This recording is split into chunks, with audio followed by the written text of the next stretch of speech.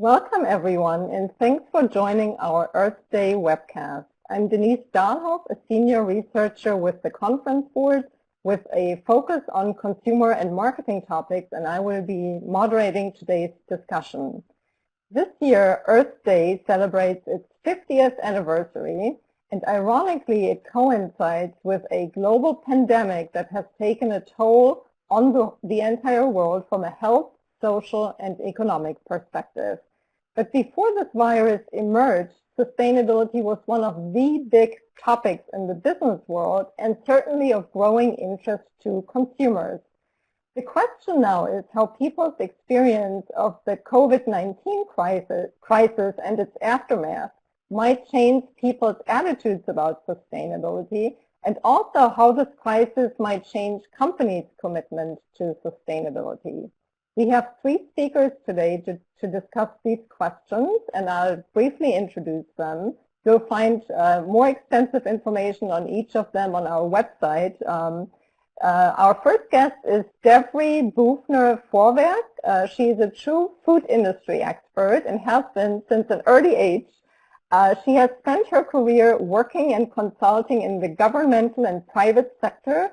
Among others, she worked with the World Bank and U.S. government.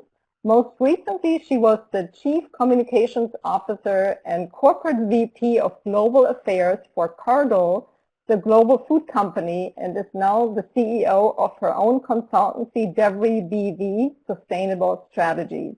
She serves on several boards, has won several awards, and she's also a senior fellow at the Conference Board. Welcome, Devree.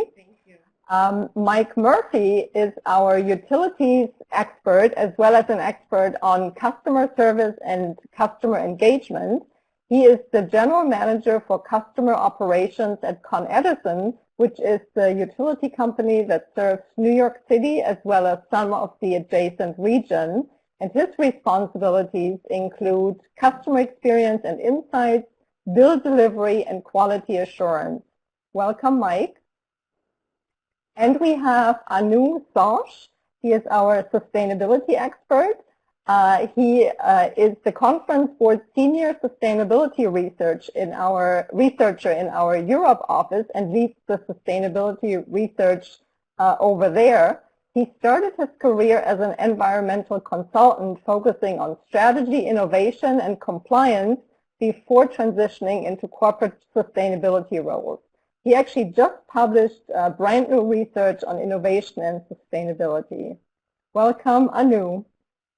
Thank you. So before we get started, let me give you a quick overview of our topics today. First, we want to talk about what are consumers' associations with sustainability to begin with, and how might this crisis have changed them, as well as consumers' changed behaviors and attitudes that they are developing during this crisis, and how long-term might they be. And then lastly, how do companies respond to all these challenges, and how will their post-pandemic sustainability strategies be? Before we start the discussion, some housekeeping items. You can earn credits for attending this session. You just have to complete your name and email address and follow the prompts on your screen during the webcast. Of course, the credit is for live attendance of the webcast. We also encourage you to ask questions throughout our discussion. We want to weave your questions into the conversation. We will also have audience poll questions, and we encourage your participation to see what you're actually thinking. You will also be able to download the slides on your screen. You should see a PDF posted somewhere. And lastly, at the end of the webcast, we would greatly value your feedback to help us make these programs as valuable as possible for everybody who's watching. All right, so let's start with our first topic, which is consumers' associations with sustainability.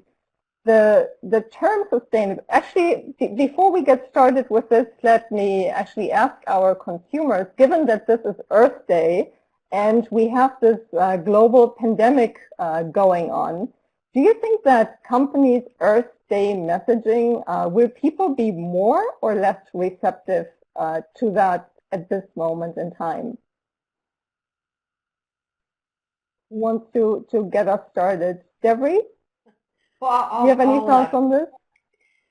It's an interesting question because I believe that it depends on where the consumer is sitting at the moment and what they are experiencing at the moment. And it also depends on where in the world they are. And so for those who might have more of an opportunity or a luxury to be sitting at home and consuming the messaging because we're all being held captive, it could resonate even more with them, make them feel more connected to a product or to a brand or to a company. And so we're seeing a lot of messaging coming out from companies in this regard. But for those who have moved down several rungs of the economic ladder and suffering hardships, which I know we'll talk a bit about because it's such an economic issue, I believe other messages might resonate more, like what local activities are taking place, et cetera. And I know we'll get into that. So, yeah. Right. So it depends. It really depends. Yeah. Yeah. Awesome. More research, Denise. We'll definitely need post-COVID research on this. That sounds like music to my ears. Yeah. Anu or Mike? Sure. I think so. Deborah has already mentioned about the contextualization of issues around where the consumers are. Personally, I feel that given there is certainly an information overload happening right now, but I feel there's always a space for positive messaging and hope. And maybe I'm biased when I say this, but I hope people will be more receptive to Earth Day messages, which are more tactical on projecting a more forward-looking, a more sustainable future. Okay. And Mike, what are your thoughts? We can't hear you. You seem to be muted.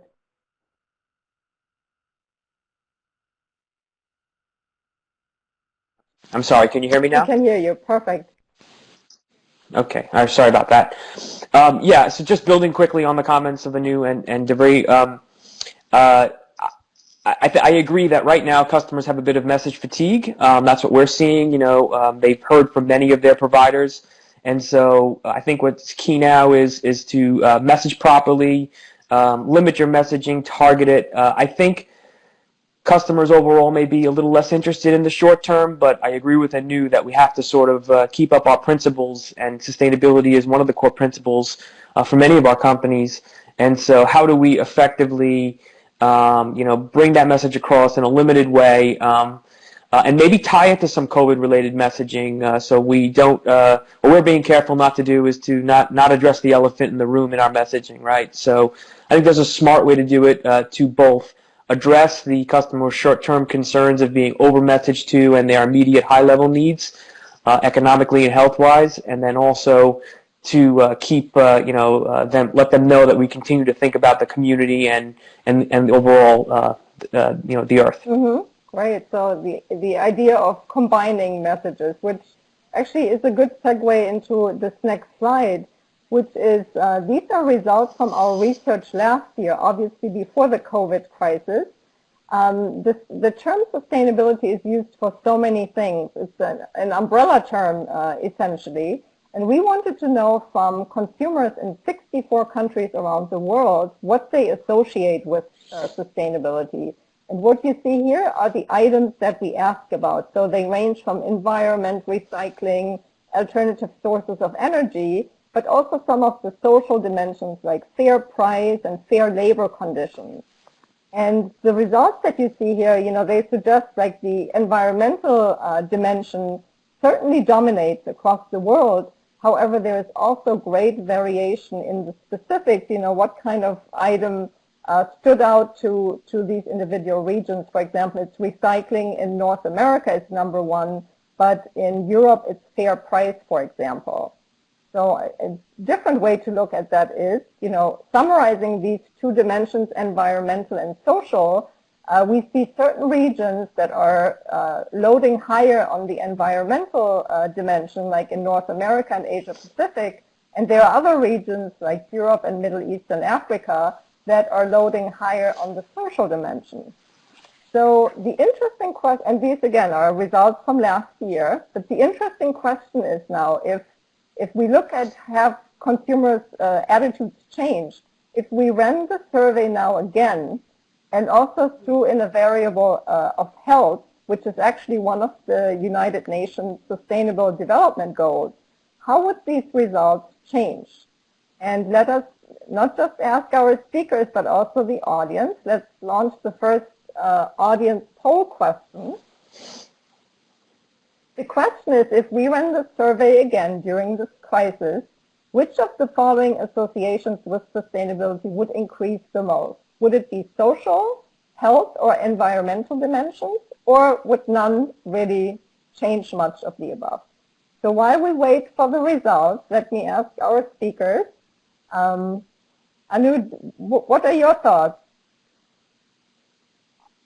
I think it's a tough one. The environment has been, the issues of environment, although you say that in Europe, the data shows us that in Europe it was less asked for and people, consumers put more of an association with social goods.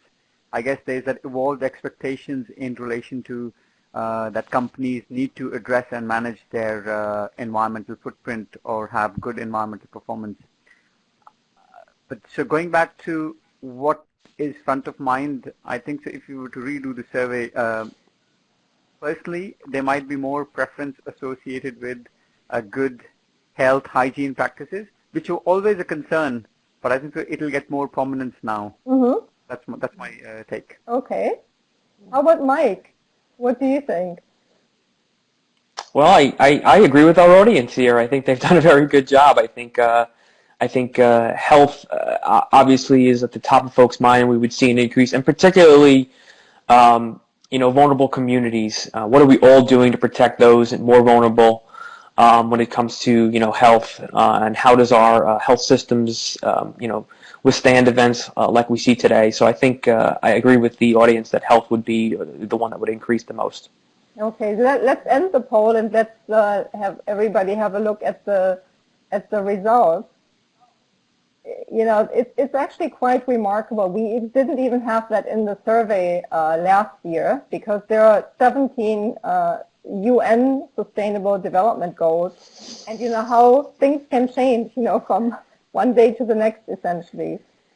So health is definitely dominant here, based on the opinions of our audience. Jeffrey, what are your thoughts? Well, it's interesting because you mentioned the Sustainable Development Goals, and there's 17 of them, and we know that they're all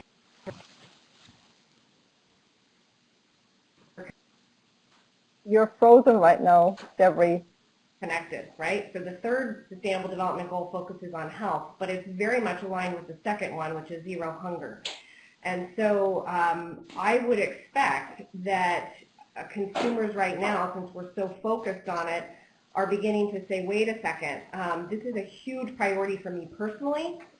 And at the same time, I think that from a sustainability perspective, since there hasn't been a real defined definition for anyone, because it depends on what you prioritize in your purchases, I would expect that we will see a more holistic approach being taken, and that health will be prioritized, not just on a product by product basis, but a more holistic basis. And I would expect that there would be a necessary and robust public and private sector discussion on the broader notion of wellness. And there's a lot of conversation as it relates to some of the things we're seeing play out in COVID as it relates to pre-existing conditions. And we know from a health perspective that we have the dual burden of malnutrition and obesity, and we have the the burden of access to health. So in every crisis, there's a possibility, and I see this as our possibility to be able to raise the conversation. Yeah, that's really interesting how this, and wellness, of course, was a topic before, but how it might be, as you're saying, become even more important. Also interesting here in our audience poll, social actually gets quite a bit of an increase. 20% of the audience thinks that. And of course, we have all seen labor conditions, for example, of healthcare workers, of grocery store workers, transportation workers. So that is an interesting aspect as well. But environmental, apparently, not so much. So, all right, let's move back to our slides. We want to share another piece of our research last year. We asked consumers as well what their perception is in terms of sustainability performance of various industry sectors as well as policymakers. And here's what we found. This is the ranking of how people perceive these different sectors performing on sustainability. And number one, actually quite interesting, is the tech sector. Question now obviously is, we're all leading more digital lives during this crisis. They're already number one. They can't go higher, but how the perception of sustainability for that sector will change. The sectors circled here, food manufacturers and utility providers, are because we have industry experts here. And my question would be to our two guests, what they think about these results. Of course, we see utility providers. They are number one in North America, unlike in any other region of the world. And obviously, Mike, you can't go higher with that, despite all your great efforts during this crisis. But right. Could you, maybe from your perspective, what explains utility providers, lead position here in North America? Right. Well, I can't lie and say that being rated number one is not a bit surprising, but we'll certainly take it. I think there's been a lot of transformation in the utility industry. What you would think of as your utility company delivering electric have diversified and are into clean energy businesses. At Con Edison in New York, we're very vocal about our efforts on clean energy, and we do believe that a clean energy grid is in our future and attainable. We've focused over the last few years on and got incredible results around reducing our carbon footprint, reducing employee injuries, and supporting green energy programs with our customers and the larger stakeholder set. So I think that's what you're seeing there. Just as an example, we're a traditional utility company serving electric and gas customers, like there are many across the country, but we're also the second largest producer of solar in North America.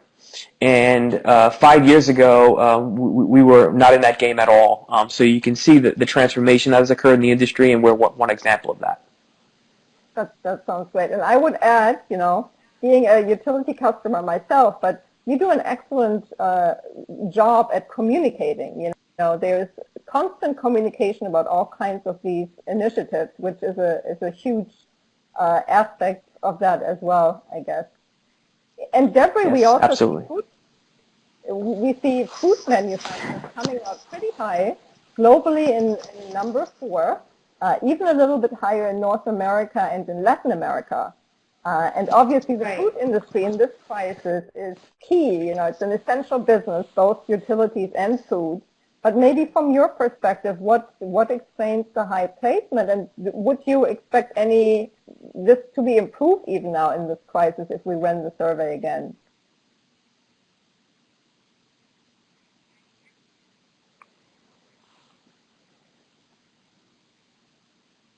Well, it's interesting. So I see this as all sort of interconnected. So first I want to comment on the technology ranking, because having been in the industry for my entire education and career, it's been fascinating to watch how new actors have entered the food and agriculture space or any other industry space, right, as it relates to sustainability. So previous competitors in the food industry, more traditional players, are now competing with technology companies for solutions. So that's the first observation I see here, is the recognition that technology is playing an extensive role in the sustainability agenda, and new entrants coming into every industry. As I look here on the food side, and I just look across the board, global all the way across different regions, it is ranked higher, but it's also a bit of a mixed bag region by region. And I think the reason that it probably ranks so high is because there's been a recognition that as it relates to food production and greenhouse gas emissions, we'll just take that singular measurement of GHG, the food industry does recognize it has a role to play. It's a big contributor, but it's also a big part of the solution. I would say from a, like, kind of bouncing off Mike's comment around why utilities are popping up so high, what I have seen personally from the consumer side is you all have done a really good job of, when you get your utility bills, making sure that individuals understand their utility use and consumption, etc. It's a lot more difficult for food. It's a heterogeneous industry. It's got multiple complicated supply chains. Some are at scale, some are local. So I think it would be much more difficult to get a continuous and harmonized ranking across the globe on the food industry. But what I will say is that there's not an industry that I know that's working so hard on so many different work streams to address sustainability. Everything from social, health, because food is about health. Yeah. And actually, we got an audience comment, and the comment is, that one other aspect of sustainability, going back to the associations, is also a sustainable supply chain. Not just health, but people are now concerned about supply, and that also applies to food. We have also all seen in stores, there were items missing because people were buying more of that, and people might be concerned about, a sustainable food supply chain. That's another aspect. I also circled pharmaceuticals here. We won't get into that, but also very interesting. Before the crisis, pharmaceuticals also a little bit of a mixed bag. Same for food. In North America, pharmaceuticals in place 15. Given all the efforts that are going on during this crisis, the question there is as well: will this change people's perceptions? And so, all right, then let's move on and talk a little bit about how consumers' behavior and attitudes might be changing in this crisis, and whether those behaviors are more longer term, and also whether they are, sustainability friendly or not. So let me throw that question to our speakers.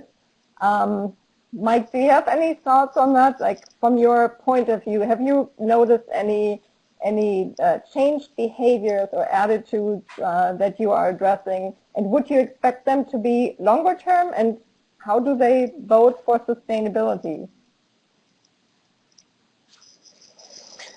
Yeah, so we're certainly seeing changing attitudes and perceptions and interactions with the company in terms of the utility space. I think the initial reaction we're seeing is actually customers are just simply not focused on us right now and paying their bills. There's a bit of a lull in interactions, and we think that that's sort of the calm before a bit of a storm as we begin to look to resume normal operations.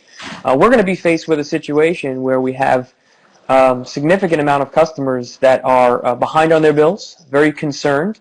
These are concerns that they've never had to face. They've always been able to pay their essential services. And we have to really help them navigate that in ways that, portray that we're empathetic, that help them understand that we have options for them and that we're patient and that we're in this together with them for the long term.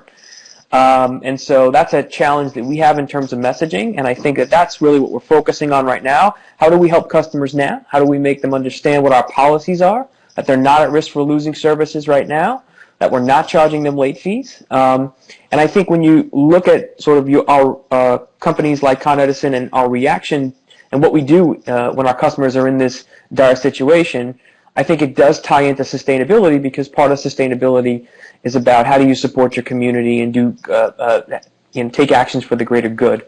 And so I think in the short term, folks want to know they're working with a company that has green policies and a sustainable supply chain. But for the short term, I think the focus is going to be on how do we help them navigate this difficult time. And that's an excellent example of, being empathetic, emotional intelligence, reflecting that in your initiatives as well as communications. Anu, Right. what have your observations been during this crisis? Anything that sticks out to you in terms of changed behaviors or attitudes? I think I can say it's simply that COVID-19 is impacting consumer choices in terms of how they go about spending, making decisions. In terms of sustainability, you can look at the issue from different perspectives.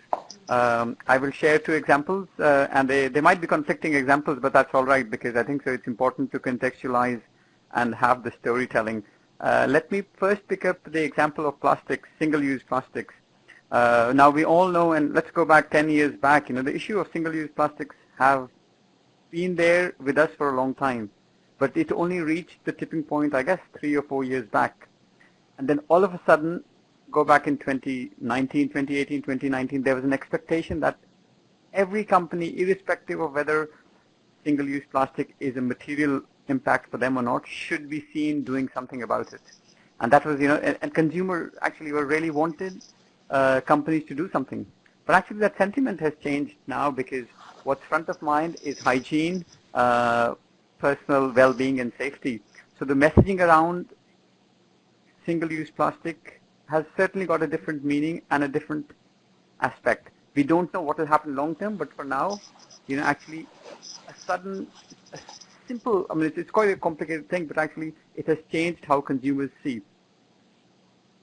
Let's look at another example, which will, again, it's a conflicting, totally different thing, around mobility and car solutions. So all those people who in the past were advocates of using public transport, and of course you have to appreciate they are living in big cities. So there was a recent study done, consumer survey, almost 1 in 4 are saying they would like, as and when lockdowns are over, they would consider actively buying a car because they no longer deem using public transport safe, right? Now this might be a reaction, but actually, again, we don't know how things might play out. And of course, we look at the automobile industry, which has been affected badly, is trying to see how they can incentivize consumers to buy more cars.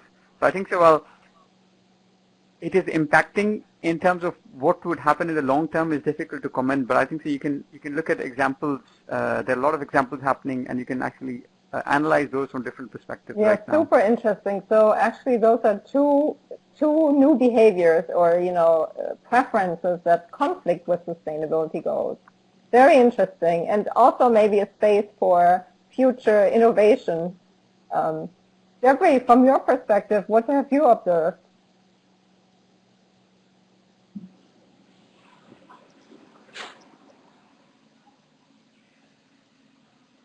Well, I really appreciate, Anuj, how you put it into sort of the short term and the long term thinking. I want to use that if you don't mind, but first of all, back up and remind all of us that prior to COVID, the conversation really was around, okay, the trend has been that we are in the middle of a climate crisis.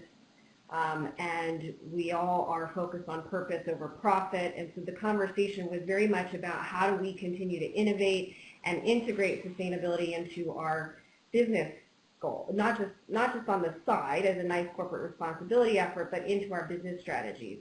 And in the short, I don't see that going away in the long term. I don't. In fact, I do think that COVID, in many ways, this current moment, gives an opportunity for companies to begin innovating even more. You mentioned innovation, Denise, because there's resource constraints on them, and there's financial constraints, and there's supply chain constraints. And the best way to come up with these types of sustainable solutions is when you're in a constrained environment.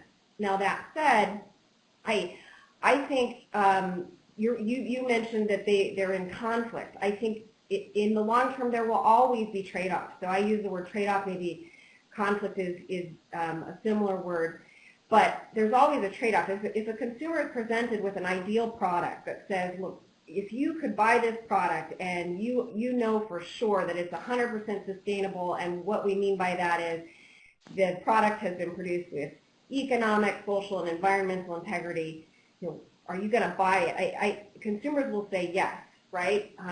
But in these moments, they're going to have to prioritize what's most important. And I believe in the short term, Anuj, that the health and the social aspects will win because it's very localized. But I don't think in the long term that companies or governments are going to give up on the long-term goal of addressing the climate challenge and the environmental challenge. And in fact, that's an imperative. That's an opportunity also for companies to begin to continue to shine. Folks are watching their brand. They're watching how they're behaving. They're watching how they're responding. And in this moment, it's a moment to continue to invest and put equity in that brand. And in fact, we're seeing some of the bigger, the venture funds, the financial industry, et cetera, have still come out and put out consistent messages, even yesterday in the Financial Times, saying we're not backing down from our expectation on ESG of these companies, right? So it's still sitting there, but what we're observing are the immediate behaviors. And we'll talk a little bit more about that, about companies' actions, but you already mentioned some of them, how companies' attitudes are maybe changing, either even more commitment to sustainability, or having a temporary trade-off of that.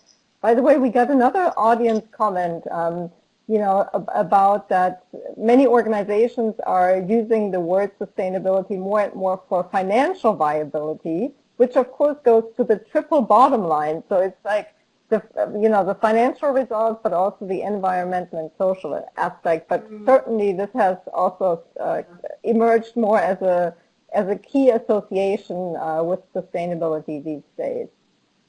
And speaking of trade-offs, Debri, let's move on to another piece of our research from last year, where we also asked people what are, sustainable products and brands have been very popular. However, there are certainly barriers, and we wanted to know what they are. We asked specifically about barriers to buy brands with better environmental practices, and we saw that across the world, the leading reason was the extra cost. Sustainable products are typically associated with a premium price, and so that seems to be a particular issue in North America and Europe. So let's also ask our audience again. Let's launch the next audience question to see how they think people's price sensitivity might have changed through this crisis. So the options of this pandemic will make people generally less, more, or equally sensitive to the price premium of sustainable products and brands. Again, it might be a trade-off for people now, even more so. And let's ask our speakers what they think. How does this all bode for the economic crisis, people watching their money more? How does that bode for the future purchases of sustainable products and brands? Who has, and Mike, what do you think about that? I think, I do think that, customers will be more sensitive to price. I think, as the audience suggests here in the poll, we did some research prior to COVID around your willingness to pay a little bit extra for green power, and there was a quite a large group, over 50% of customers, who said they were either very interested or somewhat interested.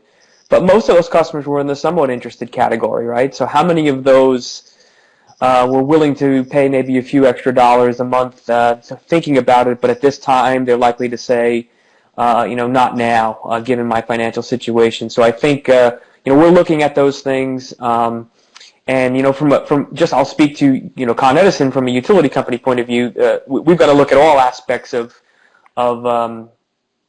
price factors. So the oil markets have changed significantly over the past few days, and there are many macroeconomic factors that are impacting price for customers. So where does sustainability fit in all this is one of the questions, right? So maybe where something has become significantly more expensive for other factors or significantly less expensive for other factors, and sustainability now has, there's an opportunity to, some room in customers' price expectations. For example, if supply prices of electricity drop significantly.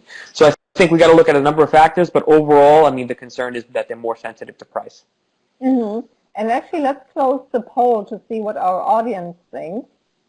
We can share this. So certainly a huge, people agree that people will become more sensitive with almost 75%, but also a good amount of about a fifth that they will be equally sensitive. And it might also depend, on what kind of segment it is.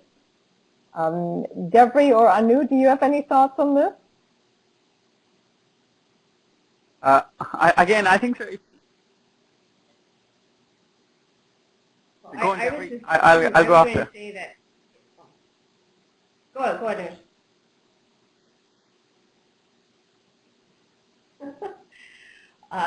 Well, I believe price is everything in this moment for a significant portion of the population, and price sensitivity is hitting, across the board, and especially as it relates to, food and essential items. I think price will prevail, but I also want to back up and say that it's always been an issue of discussion, even if you're in a company or an industry. Okay, well, the consumers are saying they want X from sustainability, and then you have this conversation throughout the supply chain that says who's going to pay for it. And that's a difficult conversation to have as a supplier saying to your customer, who then wants to serve the consumer, who's going to pay for it. And, there's a lot of innovations that have been coming in to lower the price of sustainable products, but purchasing sustainable products shouldn't only be for the rich or who can afford it, and we know that. And I would think right now what consumers would choose is both. If they could get the product at an affordable price and it to be sustainable, which means this is where innovation has to come in.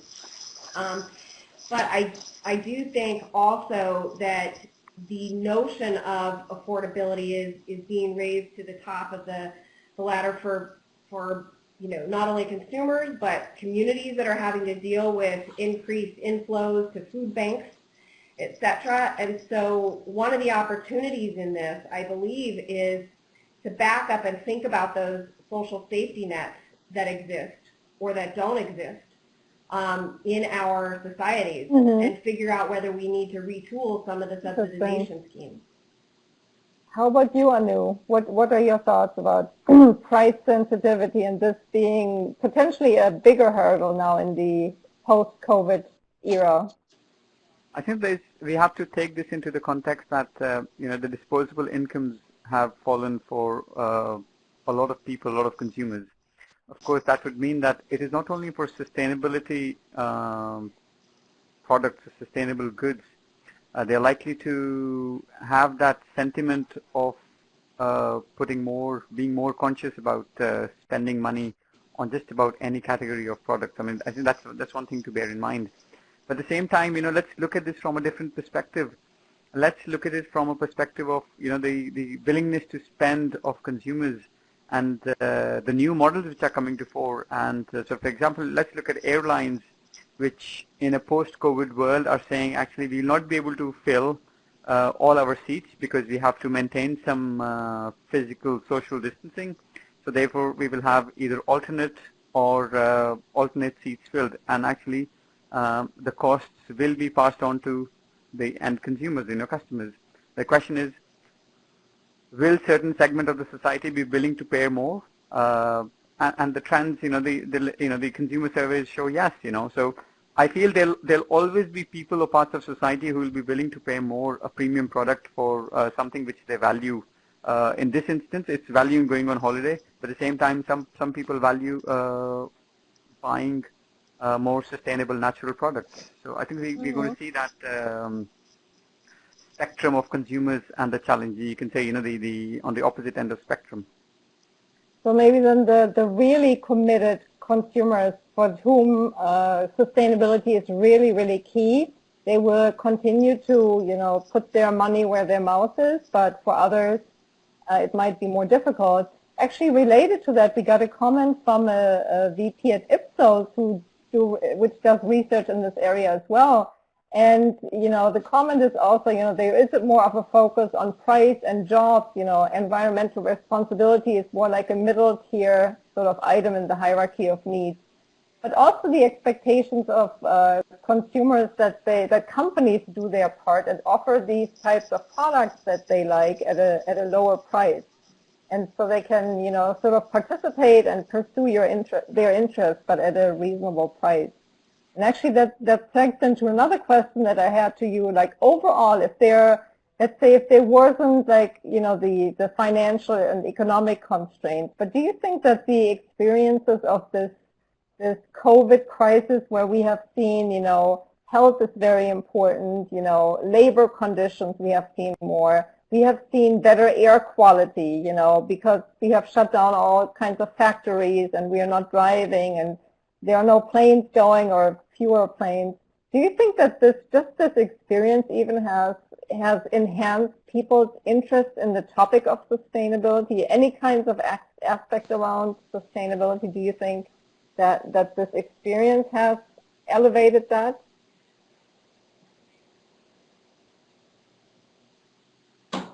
Let me go first. I think so. First, let's take a step back. I think so. We often, and that's the maybe association of customers. We often have a very narrow perspective of what sustainability is. Of course, we are pretty much referring to environmental examples, but I think so what the COVID has also shown is, of course, it's a health crisis. What are the social challenges or the social hardships what people are going through across the world? So I feel from that perspective, it is not just environment, but also social aspects will get more attention. I feel people, and again, I may be biased because of what my interests are and who I am.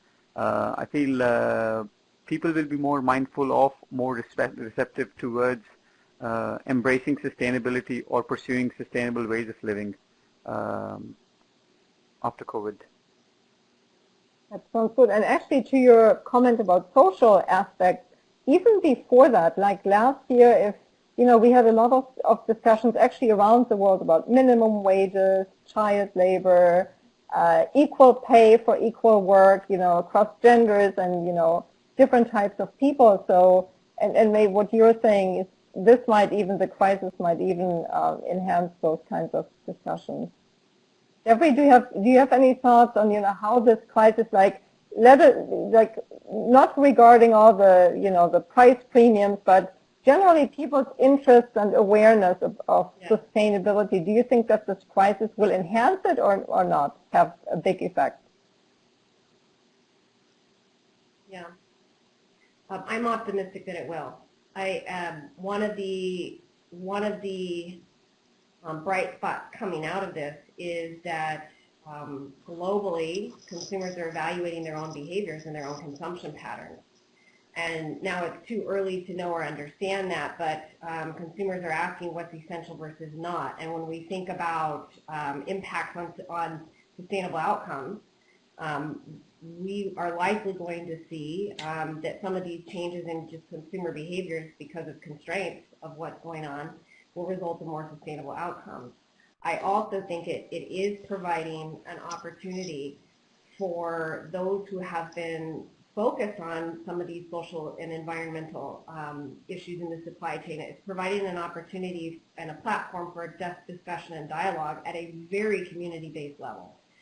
So the issues around fair wage and the issues around equal treatment and human rights as it relates to the workplace, these are all issues that are surfacing in our everyday conversations now. And I think this is an opportunity to those who have been working to advance those sustainable development goals and achieve the audacious goals that we've set as a globe by 2030. This provides an opportunity to have a more engaged conversation at a community level.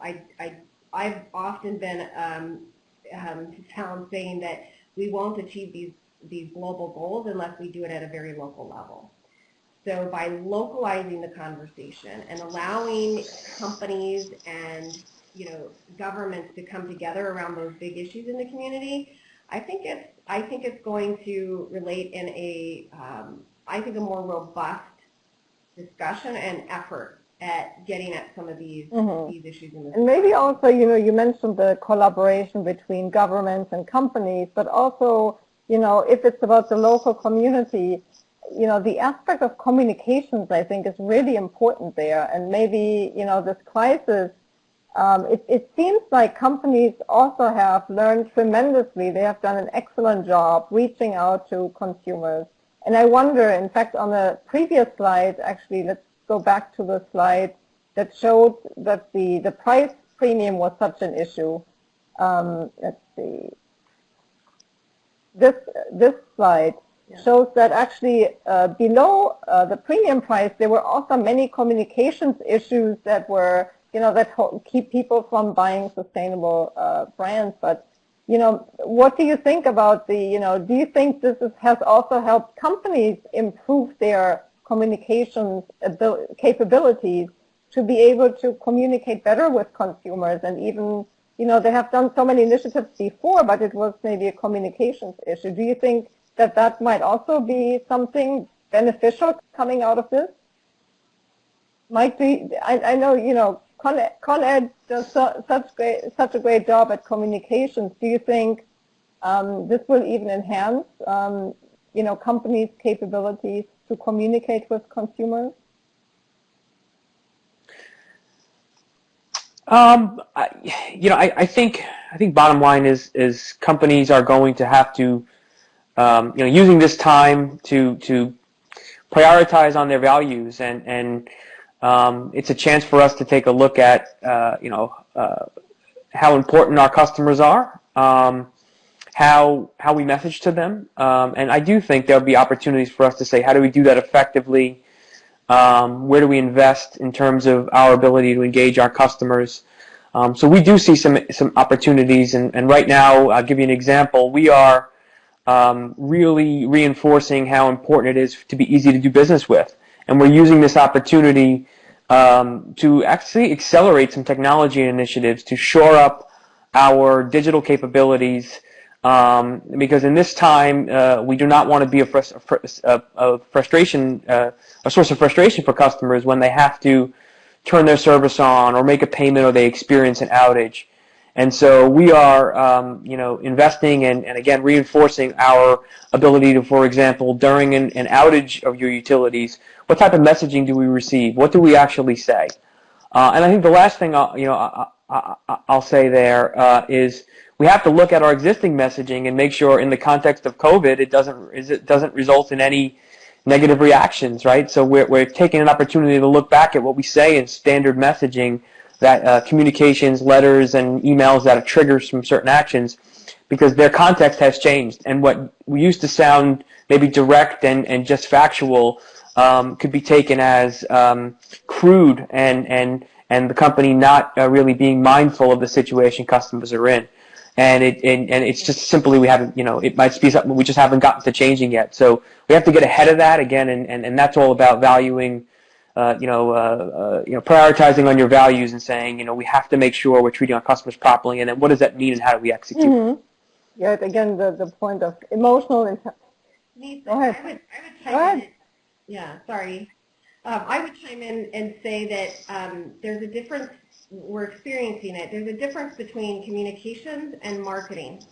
And as it relates to the results here, I wonder, too, if it's not also about how these products are, product marketing of sustainability versus communications around what a company or a company that's putting a product out is doing. And I think that we've had some really good examples, even in the last few days, around companies stepping back from kind of the product marketing, even putting out there that they're going to divert their marketing budget to more, community-based, activities right now. And then in addition, I had the opportunity in the early part of 2020 to serve as a senior advisor to Global Citizen, and I don't know if you all saw that global broadcast last Saturday, where there were companies and governments involved and even nonprofits.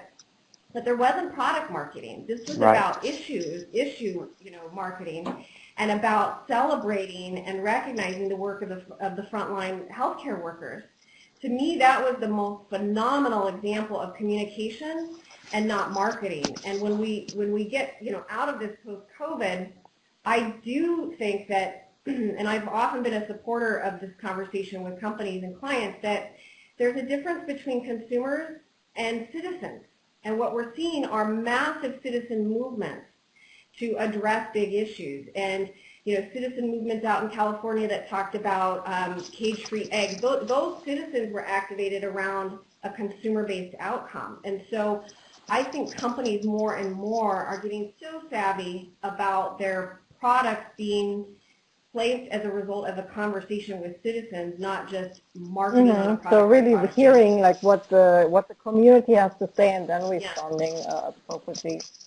Let's talk a little bit more about consumer expectations and also what companies will be doing regarding sustainability in the post-COVID period. Let's put up our last audience poll question, which is about after the COVID-19 crisis, consumers will expect companies' commitment to sustainability to increase, stay the same, or decrease. And while people respond, I want to ask our speakers, what do you think companies will actually do? Will their commitment to sustainability increase or decrease because they have to be mindful of their budgets as well? Or, it could be going the other direction too, recognizing how important sustainability is. So what are your thoughts? Anu, do you have any thoughts? Sure. Yeah. I mean, I'm quite a pragmatic person. Having worked on both sides. As a consultant, as a practitioner, I feel that there's still, when you look at the universe of companies, you'll have some companies who've embraced sustainability, who see sustainability from the opportunity lens. They will pursue with their heart and soul. They will pursue sustainability because they want to tap into those emerging needs. They want to go and occupy the space or new markets as they are created. They're also, in the whole universe of companies, there are also companies who are sitting on the fence saying, actually, now is not the right time because we have to survive. And they will make, every company will make their choices, and it's completely respectable for each company to do that. And then on the other side of this, in the bubble, will have companies who will say, well, actually, now is definitely not the right time. Let's put it on hold. Let's see how after we come out of this, let's see where we are, and we'll make a decision. And I think that those companies in the long term will lose out because you have the leaders, the pioneers, and we know that they're occupying a market share, and there's plenty of examples like that. If you look at the Teslas of the world, for example, they change the way the market is. They are big disruptors. So I think so. It'll be right for those companies who have the ability to think long term, to occupy the space as the needs emerge. Interesting. So you're saying that essentially investments into sustainability will be profitable, will be helping companies in the long term. Let's close the poll actually to look at the results. So our audience agrees pretty much that consumers' expectations for companies will increase, which would be consistent with what Anu recommends actually to do, and maybe, but also stay the same. We have also about a fourth of our audience. Actually, let's maybe just as a last question, let's think about the post-COVID world and let's go back to our slide. How sustainability, and Anu already mentioned this, touched on this, like how sustainability could be built into post-COVID strategies, also with an eye to innovation. Again, Anu just published new research on exactly this topic, and maybe you can give us our view of the post-COVID era in companies, how companies will bake this into their strategies. I think so. So I have used some words over here very briefly. I'm conscious of the time as well. But I think so. Mike mentioned about values. I think at the outset, companies need to really ask themselves, why are we pursuing this? Because that will give them the clarity. That gives them the clarity, the focus to pursue and pave out the path. We often believe adopting long-term perspective helps. And in this relation, I'm going anti-clockwise, looking at the governance piece. So when you look at the current arrangements of companies focus on describing how we govern sustainability, but actually the emphasis, real value we come by actually asking how is the governance used to drive key decisions. And that's a subtle shift, which is really important. So it's not about just having the right systems, but using those systems to good use. And I think Deborah already mentioned about collaboration and working together. You still see today a lot of companies trying to go alone, which is great. I mean, they believe in themselves and say, we will do it alone. But actually, let's tap into the power of other parties, and they could be your peers, your competitors, NGOs, not-for-profit, third sector. So it's about how can you collaborate, how can you bring outside in to work together to actually catalyze transition to a more sustainable future.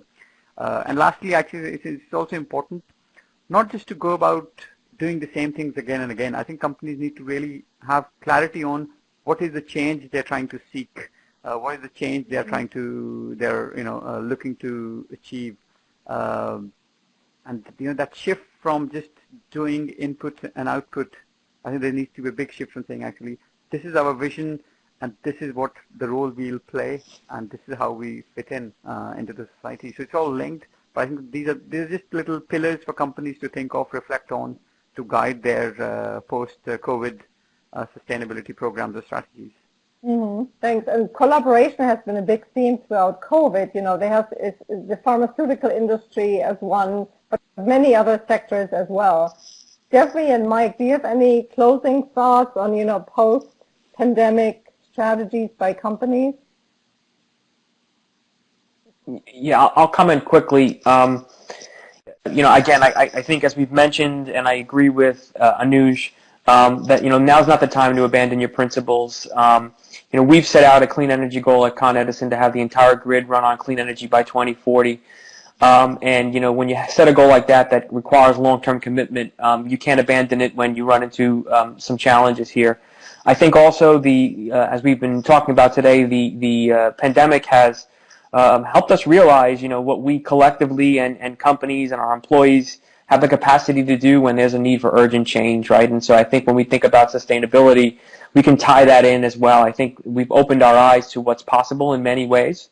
That's been a bit of an awakening where how do we use that sort of same mindset to say, well, what did we think was attainable before in the sustainability space, and maybe now's an opportunity to look at pushing that, right? Mm-hmm. So I think in addition, we can think of sustainability as an opportunity for cost reduction in terms of reuse of material and things like that. So I think all of those play into that. Absolutely, customers need to stick to their principles. Companies need to stick to their principles and keep with the sustainability momentum. Awesome. And Deborah, any additional thoughts?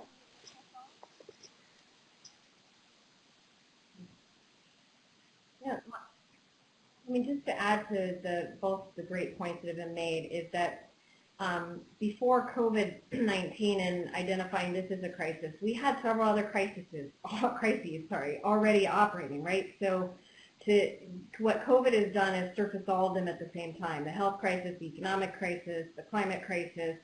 And so I agree with Anuj and Mike that those companies that continue and stay on course or actually enhance their sustainability efforts through this particular crisis and make it through are those that will be the winners in the long run, because we all know that the trend is not going the other way on climate. We all knew we had to address these issues, which is why Mike and Mike, congratulations on what you and your company are doing, right? Because it's why you made those commitments Absolutely. In the first place, because we know that particular issue, that particular crisis is not going away. So my point awesome. Is let's use this crisis moment we're at the top of the hour. Thank you so much to our speakers. Thanks also to our audience and our fantastic digital media team. In the PDF, you'll find some additional resources relating to this topic on this slide, as well as we have a bunch of podcasts that you can find on our website on topics ranging from marketing and communications to ESG to economics and many more.